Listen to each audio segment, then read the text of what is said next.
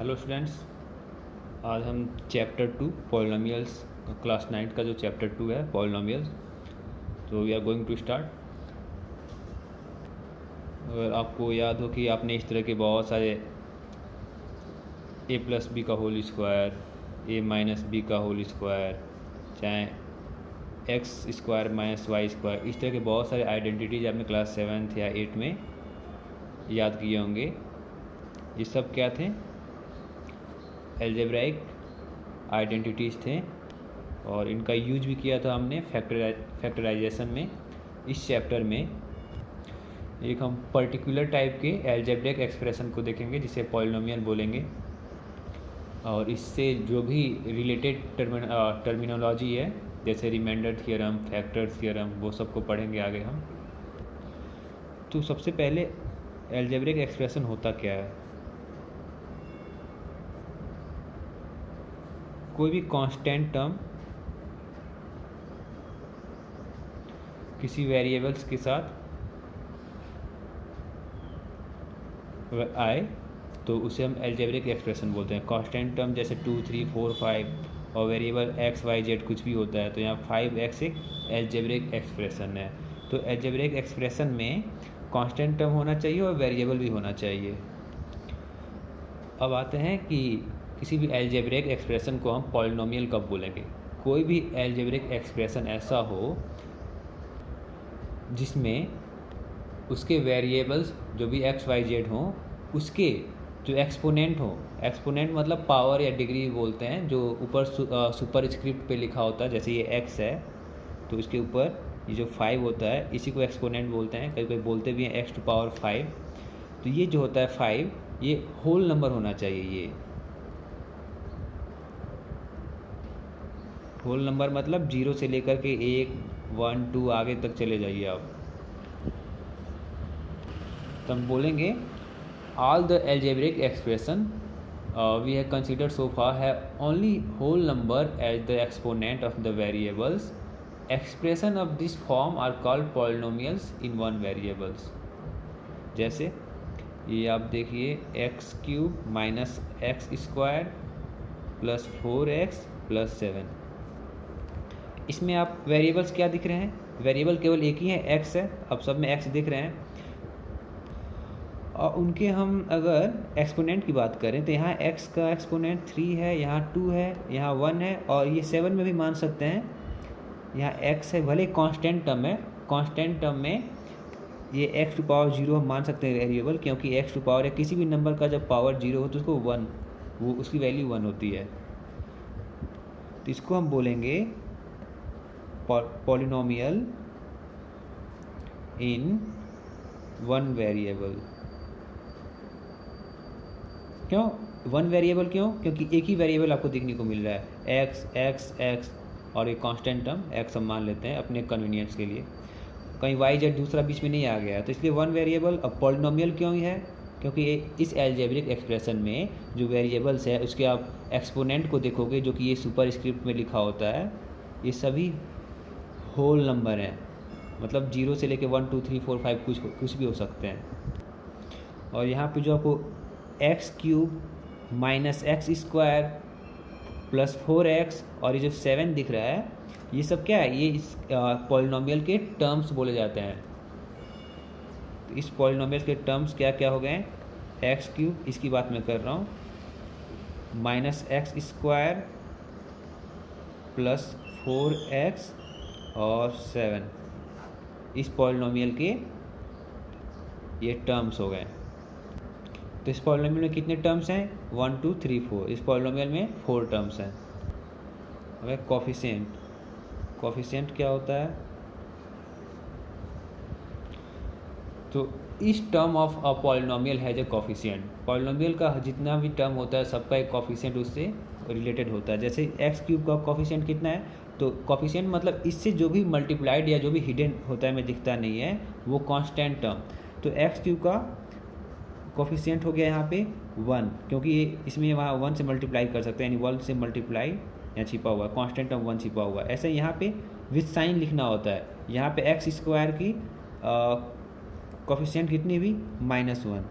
इसमें x का coefficient कितना हुआ +4, और इसमें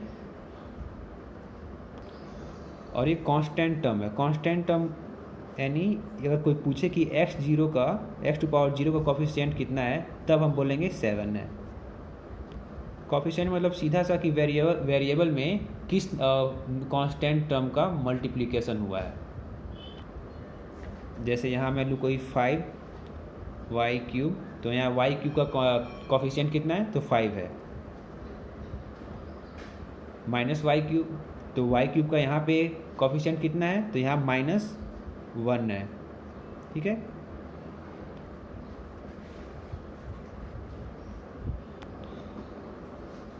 अगर आपसे फिर अब कोई पूछता है कि ये 5, 7 या कोई भी constant term is it a polynomial, क्या ये पॉलिनोमियल है, तो हाँ है ये भी, लेकिन इनको बोलते हैं हम कांस्टेंट पॉलिनोमियल।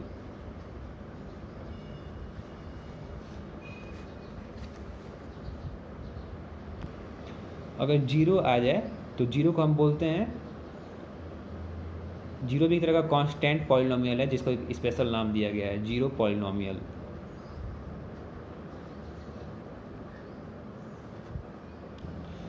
तो अब क्वेश्चन अराइज होता है कि क्या सभी एल्जेब्रिक एक्सप्रेशन पॉलिनोमियल्स होते हैं, तो इसका आंसर है नो। क्यों? क्योंकि पॉलिनोमियल के लिए सीधा सा कि इसमें जो भी वेरिएबल हैं, जो भी वेरिएबल्स x, y, z आ रहे होते हैं, उन सब के जो एक्सपोनेंट होने चाहिए वो होल नंबर होने चाहिए, 0, 1, 2। वो निगेटिव नहीं होने चाहिए या इनफ्रैक्शन नहीं होने चाहिए। जैसे एग्जांपल मैं लूँ तो एग्जांपल लेते हैं, जैसे ये √x+3, ठीक, या 2/x + 5, ये दोनों। तो यहाँ हम x के एक्सपोनेंट की बात करें तो ये स्क्वायर रूट का मतलब होता है x⁴1/2, और ये 2/x है तो x डिनोमिनेटर में है तो उसको न्यूमरेटर में ले जाएंगे तो यहाँ पावर वहाँ 1 है, ऊपर जाएगा तो ये -1 हो जाएगा। तो आप देख रहे हैं यहाँ x का एक्सपोनेंट क्या है, फ्रैक्शन में है 1/2, यहाँ क्या है, निगेटिव में है। तो इन दो केसेज में ये पॉलिनोमियल, हालांकि ये एल्जेब्रिक एक्सप्रेशन है लेकिन इनको हम पॉलिनोमियल नहीं बोलेंगे, दोनों पॉलिनोमियल नहीं है। अगला है, if the variable in a polynomial is x, we may denote the polynomial by px और qx और rx, कुछ भी। अगर x में हो तो आप देख सकते हैं जैसे ये कोई पॉलिनोमियल है तो इसको हम डिनोट करना चाहेंगे तो यहाँ p लेंगे, और चूँकि p कोई भी स्मॉल लेटर वाली आप ले सकते हैं अल्फ़ाबेट, और यहाँ x में है तो यहाँ आप x पुट करेंगे।